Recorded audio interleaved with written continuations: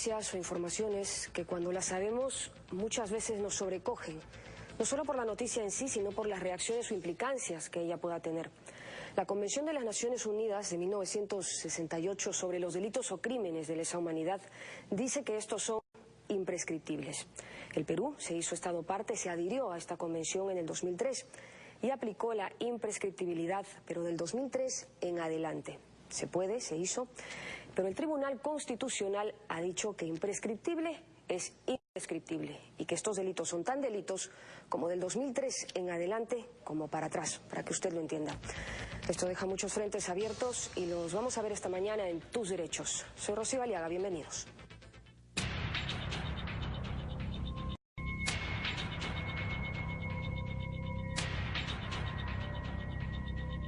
Para comprender la gravedad de un delito de lesa humanidad, habrá que empezar por comprender su definición.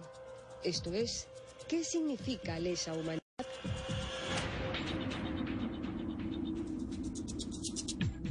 Leso significa agraviado, lastimado, ofendido. De allí que crimen de lesa humanidad aluda a un delito que por su aberrante naturaleza ofende, agravia, injuria a la humanidad en su conjunto. Actualmente existe una definición bastante más precisa del concepto de crimen de lesa humanidad. Ella se encuentra en el artículo 7º del Estatuto de la Corte Penal Internacional, también conocido como Estatuto de Roma, que entró en vigor para el Estado peruano el 1 de julio de 2002, el cual establece lo siguiente. Se entenderá por crímenes de lesa humanidad cualquiera de los actos siguientes cuando se cometan como parte de un ataque generalizado o sistemático contra una población civil y con conocimiento de dicho ataque. Y luego, una lista con las atrocidades más terribles cometidas en el mundo, de las que el Perú no está exento, en tanto responden a una política no necesariamente formalmente declarada, promovida o consentida por el Estado.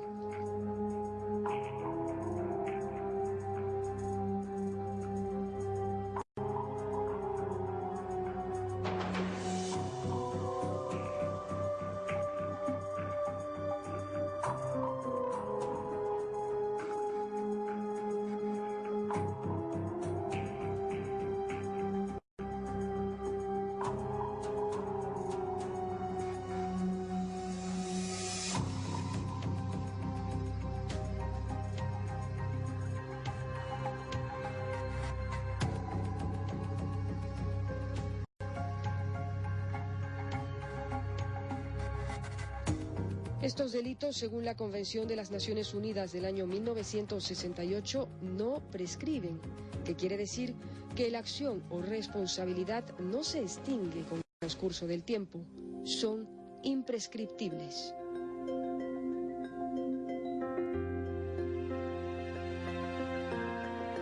Pese a ello, en tanto la legalidad lo permite, nuestro país, al adherirse a esta convención, la aceptó, pero del 2003 en adelante. El Tribunal Constitucional ha estimado que el Perú no puede poner condiciones temporales a la imprescriptibilidad y es en ese sentido que el TC falló a favor de reconocer que los crímenes de lesa humanidad en el Perú no prescriben, no solo desde el 2003 en adelante, sino desde siempre.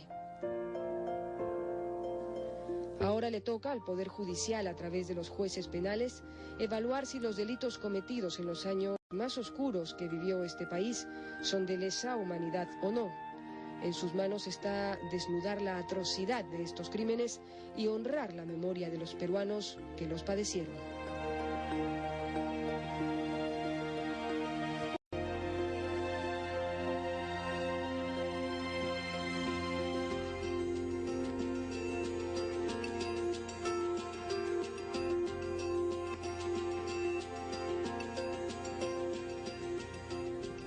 Como les comentaba, son imágenes que sobrecogen, pero han pasado, han sucedido y tienen responsables, son reales. Y esta mañana vamos a hablar de ello y del aporte de esta sentencia. ¿No es así, Francisco? Buenos días. Buenos días, Rocío. Efectivamente, esta sentencia es una sentencia emblemática que ha dictado el Tribunal Constitucional en el Perú. Por primera vez se ha dictado por un órgano de esta envergadura y se ha señalado que los delitos de lesa humanidad son imprescriptibles, ¿no? Esto es un aporte, esta sentencia realmente a nivel de América Latina constituye un hito en el ámbito de del juzgamiento de estos horrendos crímenes. ¿Lo verías como un aporte del derecho peruano a la región? Sin duda alguna, sin duda alguna. Tenemos noticia de que no hay muchos tribunales que hayan sentado de una posición tan categórica, ¿no? Incluso, y eso vamos a seguramente comentarlo a lo largo del programa, ¿no? Efectivamente, la novedad que representa esta sentencia. Así, Francisco, por el principio vamos a una pausa y regresamos para comentar el tema desde el punto de vista o desde la perspectiva del Poder Judicial. Con nosotros va a estar el doctor Pablo Talavera, ex vocal superior y expresidente de la Sala Penal Especial. Regresamos.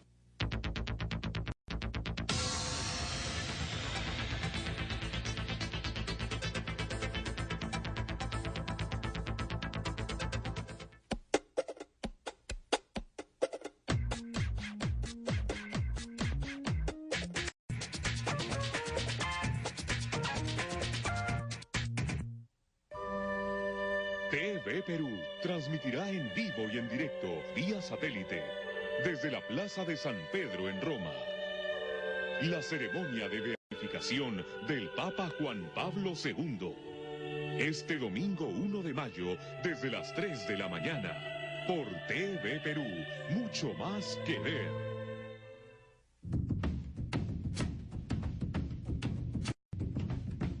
TV Perú te invita a descubrir el mundo en La Hora Discovery, con los más aclamados documentales. Energía. La vida depende de ella. La mala noticia es que se está agotando. Cristales de combustible del abismo. Esta será la fuente de energía del planeta. Estos son los famosos cocodrilos comehombres del Nilo, el mayor depredador de África. Y aunque los cocodrilos son feroces, hay otro animal que los supera ampliamente, el hipopótamo. Matan a más humanos que todos los depredadores juntos. Año 1518 después de Cristo. Desde su capital, Tenochtitlán, los aztecas dominan México. El monarca absoluto de este imperio se llama Moctezuma. Tiene derecho sobre la vida y la muerte de sus súbditos. En Sin Miedo al Peligro, acompáñenme en mi viaje a un volcán en el lugar más caluroso y remoto del mundo, donde me voy a lanzar por una cuerda dentro del cráter y filmar la lava fundida. Descubriendo el mundo en La Hora Discovery, por TV Perú.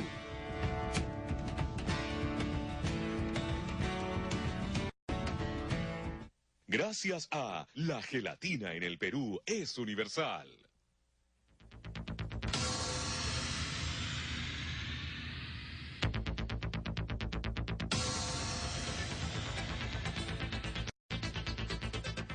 Estamos ya de regreso en el programa y como anunciamos está ya con nosotros el doctor Pablo Talavera, ex vocal superior y expresidente de la Sala Penal Nacional, a quien recordamos por su destacada trayectoria y porque fue quien se encargó de juzgar a Abimael Guzmán, así que hemos considerado muy pertinente su presencia esta mañana. Doctor Talavera, muchas gracias por estar con nosotros. ¿Y qué alcances, qué implicancias tiene este fallo del Tribunal Constitucional, doctor? Doctor, muy buenos días. Es sumamente relevante por dos razones, creo yo, que tienen que ver con lo que todavía vivimos en el país, es decir, una secuela luego de la violencia de procesamiento por graves violaciones a los derechos humanos. En consecuencia, en primer lugar, es un reconocimiento a un derecho fundamental como es el derecho a la verdad, es decir, a que los casos que han consistido en graves violaciones de derechos humanos como asesinatos múltiples, torturas, incluso violaciones múltiples, desapariciones, de alguna manera se rescata aquello de que deben de finalmente ser investigados y juzgados con seriedad. Y en segundo lugar, se constituye como un referente para tomar como pauta de que estos casos deben ser perseguidos y que no prescriben. Y por lo tanto, los jueces de la República tendrán que seguir estos lineamientos en todos los demás casos donde todavía están pendientes de investigación o de juzgamiento. En este punto menciona el derecho a la verdad. ¿Qué tanto más puede sumar este fallo para el esclarecimiento de algunos casos? Bueno, es una tendencia que ya data de algunos años atrás, que empezó con la Corte Interamericana, aquello del deber de investigar con seriedad los casos de violación de derechos humanos. Se anota como una confirmación de este derecho a la verdad que ya fue reconocido por el Tribunal Constitucional, pero garantiza a su vez que los deudos de aquellos que fueron víctimas por grave violación de derechos humanos y también quienes todavía sobreviven y son víctimas tengan derecho a saber qué pasó en realidad, quiénes son los responsables. ¿Y por qué esto se diferencia de otros casos? Porque aquí se puso en juego la condición humana, la dignidad. Cuando hablamos de casos como Marca, Cayara, Lomahuaco, en fin, son casos, independientemente de lo que finalmente la justicia va a decidir, son casos graves donde se mataron a diversas personas como consecuencia de esta suerte de época de violencia, ¿no?, de espiral de violencia, sin tener en cuenta la condición de estas personas. Habían niños, habían ancianos, mujeres, o sea, no es un tema de reacción frente a quien era el combatiente, sino hubieron excesos, hubieron atrocidades que deben ser investigados y en su momento ser condenados o hallados responsables sus autores. Y hay procesos que ya habían sido considerados por el Poder Judicial como imprescriptibles y así habían venido avanzando, habían venido siguiendo su curso. Y pese a este punto al que me voy a permitir referirme como restricción de que solo sean considerados imprescriptibles del 2003 en adelante, esta confirmación del Tribunal Constitucional, ¿cómo le llega, cómo le sienta al Poder Judicial? Bueno, confirma las tesis de los jueces de la Sala Penal Nacional y de otros órdenes jurisdiccionales que se pronunciaron desde el año 2005, declarando que eran imprescriptibles sobre la base no solamente del derecho a la verdad, sino de las sentencias que se habían dado por la Corte Interamericana, como el caso Barrios Altos, la Cantuta, el caso Arellano Almonacid, basándose también en que efectivamente en el derecho internacional existía una norma de carácter internacional, la norma Ius Cogens, que establecía de que estos casos debían ser siempre investigados, siempre juzgados, y que por el paso del tiempo no podían ser declarados prescritos. Imagínese usted que todavía hoy se juzgan en tribunales rusos, en tribunales de Estonia, casos de los años 1945 a 1950. Y en ese sentido, doctor, trayendo el tema a nuestra realidad, ¿este fallo va a permitir tal vez revisar algunos casos? Va a permitir revisar, no tanto como revisar, sino que están pendientes de juzgamiento. Se revisarán aquellos casos que fueron juzgados por tribunales incompetentes, como en su día los tribunales militares fueron declarados incompetentes para juzgar los casos de violación de derechos humanos. Pero podemos llegar a casos en los cuales de pronto no se investigó seriamente, se archivó un caso y se tenga que volver a juzgar, porque la cosa juzgada es relativa cuando se trata de graves violaciones a los derechos humanos. Ya lo ha dicho la Corte Interamericana en el caso Arellano Almonacid, un caso de Chile, que ha sido utilizado como fundamento de una sentencia de la Corte Suprema y también de la Sala Penal Nacional. El caso de la muerte del periodista Ayala, si no me equivoco, o Bustillo, perdón, el periodista Bustillos, ¿no?, que fue muerto en la Sierra Peruana, creo que, no me equivoco, en Ayacucho. Y este caso fue resuelto al margen de los archivos que se habían producido anteriormente porque no se investigó adecuadamente el caso. Y finalmente la Sala Penal Nacional halló responsables a los autores del hecho, los condenaron a 18 años y la Corte Suprema confirmó, tomando en cuenta esta sentencia de la Corte Interamericana, el caso Arellano Almonacid. ¿Quién va a determinar, doctor, qué cosas de lesa humanidad o no en el Poder Judicial ahora, bueno, con este fallo? En primer lugar, como yo dije anteriormente, no se trata de que cualquier exceso, ¿no es cierto?, en el uso de la fuerza pública tenga que ser considerado un delito de grave violación de derechos humanos e incluso un delito de lesa humanidad. De alguna manera la doctrina y la jurisprudencia internacional han fijado ya parámetros y la Sala Penal así lo ha entendido. Ataques generalizados o ataques sistemáticos son lo que se toman en cuenta. O sea, ataques masivos, 50 personas asesinadas, 100 personas asesinadas, 20 desaparecidos, o en los casos en los cuales se ha acreditado, por ejemplo, que habían torturas masivas en determinados centros de detención. Entonces, en esos casos sí se consideran delitos de lesa humanidad y sobre todo cuando las víctimas son la población civil. No, además la sentencia creo que en ese sentido es muy clara, pero me refería un poco si se ha creado alguna sala especial para determinarlo así o no. No, porque la Sala Penal Nacional es la llamada a juzgar estos casos, ¿no? La competencia ha sido asignada por el órgano de gobierno del Poder Judicial y tengo entendido que hay fiscalías también especializadas con el mismo carácter, ¿no? Que tienen un ámbito bastante amplio que es todo el territorio nacional. Y luego, doctor Talavera, ya desde una óptica más regional, ¿cómo se percibe o cómo cree usted que se puede percibir este aporte del derecho peruano? Primero, como un compromiso de reafirmación de los derechos humanos, o sea, para mí eso es esencial, ¿no? Los órganos llamados, en este caso el intérprete supremo de la Constitución, ha reafirmado una posición que está acorde con la línea internacional de jurisprudencia, con también los intereses de quienes han sido víctimas de todo ese periodo de violencia, dentro de los cuales también, ¿por qué no?, están aquellos que sirvieron a la patria en calidad de defensores de la misma, ¿no?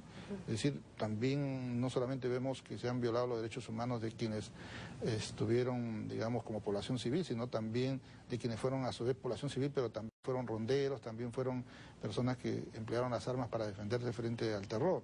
Entonces, creo que es una reafirmación en primer lugar. Y en segundo lugar, constituye una pauta, un referente importantísimo que va a permitir un avance en el juzgamiento de estos casos y en que finalmente, a través de esa declaración de justicia, de verdad que se va a dar, podamos de alguna manera alcanzar una cierta tranquilidad, ¿no? De saber que estos casos finalmente fueron juzgados, se halló una justicia de los hombres, por supuesto, con todas las imperfecciones que ello tiene, pero que en democracia finalmente se dijo lo que correspondía por parte de los jueces y nos consta a quienes hemos ejercido la judicatura que las víctimas no buscan una vindicta, lo que buscan es que se esclarezca cómo desapareció su pariente, en qué circunstancias fueron muertos y que el Estado, a través de esas declaraciones de certeza, ¿no?, establezca también algunas posibilidades de reparación integral, ¿no?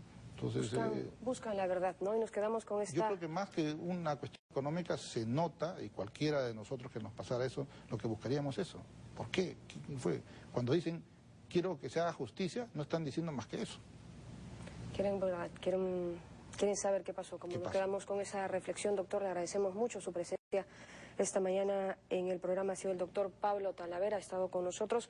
Nos vamos a una pausa y regresamos con otro invitado y con Francisco. El doctor García Toma, exministro, va a conversar con nosotros para analizar ya más minuciosamente la sentencia. Volvemos.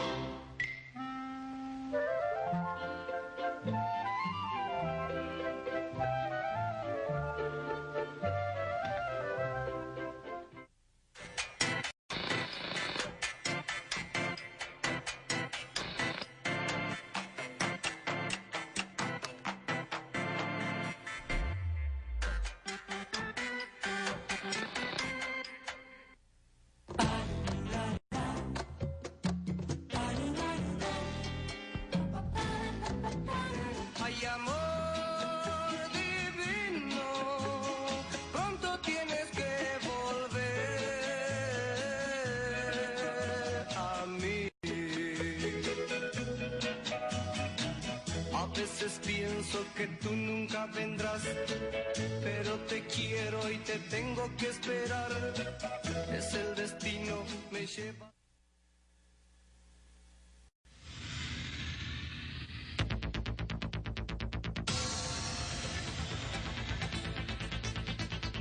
Bien, el día de hoy nos encontramos con el doctor Víctor García Toma, expresidente del Tribunal Constitucional y exministro de Justicia. Bienvenido al programa, doctor. Paco, gentil por la invitación.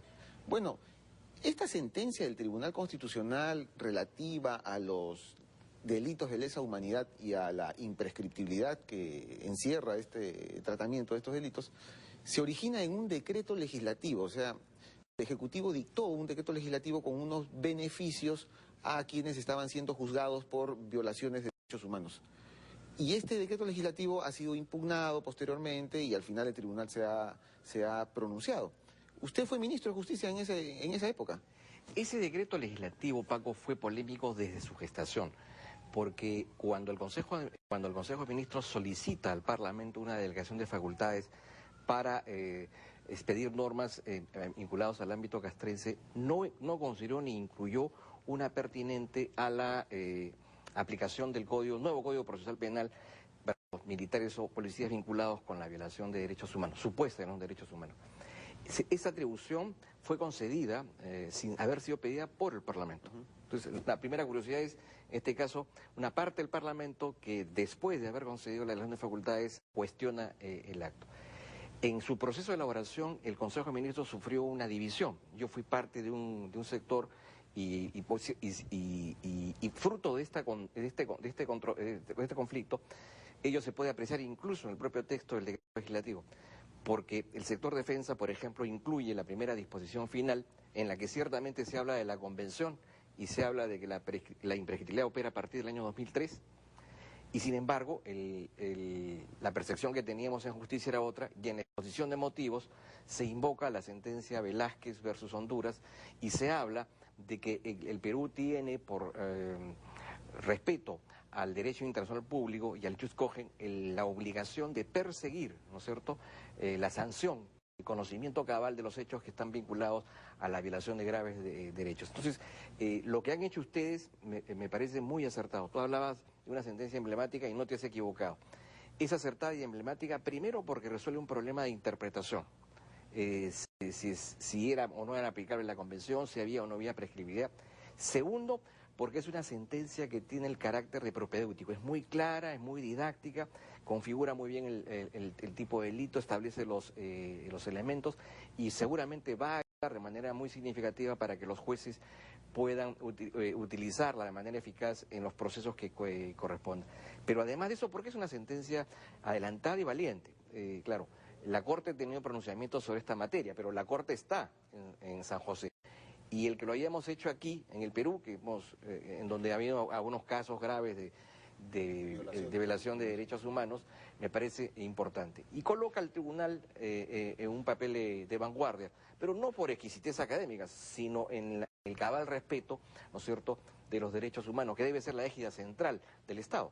Esta sentencia zanja el debate, ¿no? Es decir, ya prácticamente podemos decir que en el Perú se considera, es doctrina, es una cuestión ya de consenso, que estas graves violaciones a los derechos humanos, estos crímenes de lesa humanidad no prescriben, es decir, siempre podrán ser perseguidos. Existió una discusión académica, válida para el que quiera sostener una u otra tesis, pero esas discusiones en este caso quedan de lado porque ya hay aquí una jurisprudencia que es vinculante y en consecuencia tiene efectos generales y los jueces están obligados a aplicarlas.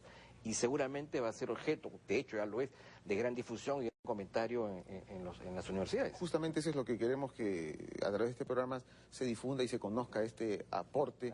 Que tiene el Tribunal Constitucional peruano, ¿no? Lo coloca realmente a nivel de la región, de América Latina en todo caso, en una posición de vanguardia. Y repito, lo importante de la sentencia, no solamente por sus alcances, sino es por la forma. La redacción de la sentencia es muy clara.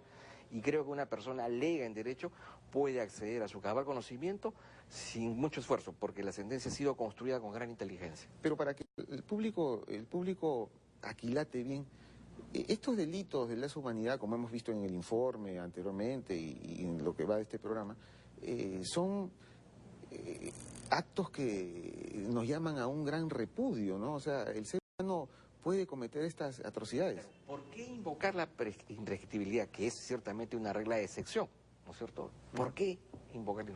Porque estamos hablando de actos que salen de las vísceras y de las entrañas de un ser humano que aparentemente abandona su racionalidad, que se despoja de su carácter de responsabilidad y actúa en la condición de un ser primario, ¿cierto?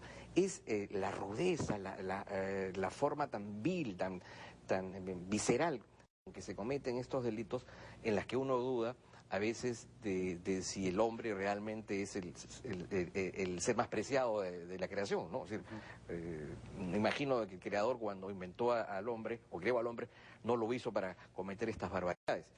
Y estas barbaridades que cuando uno observa en el periódico, mira Idi Amin, Bokassa, no solo se dan allá, se han dado en América Latina, y en el Perú hemos tenido lamentablemente algunos casos que, aparte de llenarnos de indignación y de vergüenza, existe el imperativo de investigarlos, sancionarlos, ¿no es cierto?, repararlos. Eso creo que es lo que corresponde. Y hay dos cuestiones que también se comentan en la sentencia, y es el derecho a la verdad y que no debe existir impunidad, ¿no? O sea, los deudos de estas víctimas deben saber qué pasó y aquí no puede haber impunidad. Ese es el gran mensaje, porque se recoge esto de la jurisprudencia de la Corte Interamericana. Ya la Corte había dado pasos importantes, el caso La Cantuta, el caso Velázquez Honduras, el caso Alba Cornejo, ¿no es cierto? El propio tribunal había tenido dos sentencias anteriores, el caso Villegas Namuchi y el caso Navarrete, me parece, Vera Navarrete, en donde se habían dado pasos en ese sentido. Lo importante aquí es que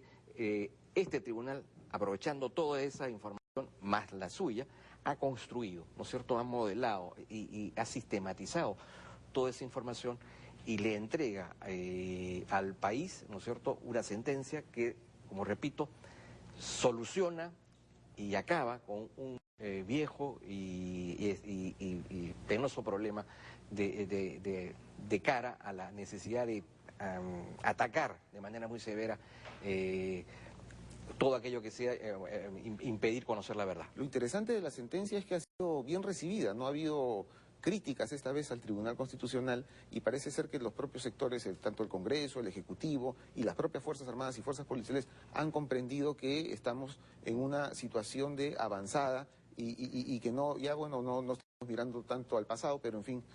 La sentencia tiene, por ejemplo, una virtud, y es que no incurre en esto de calificar entre civiles o militares, porque ese no es el tema.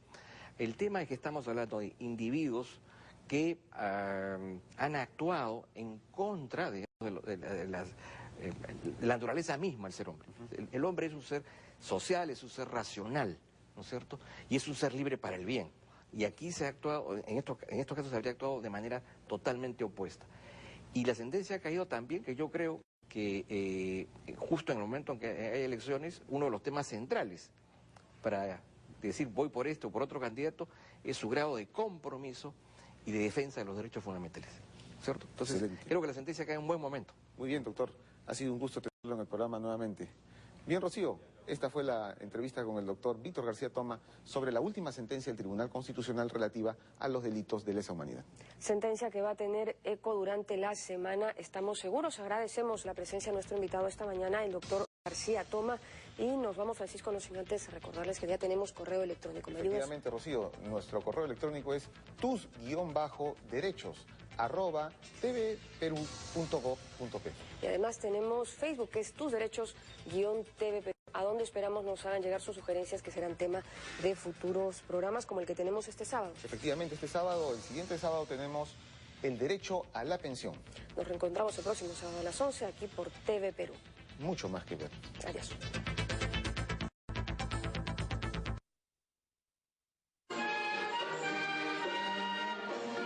¿Cuántas personas conforman esta orquesta? Actualmente la Orquesta Sinfónica Infantil son 80.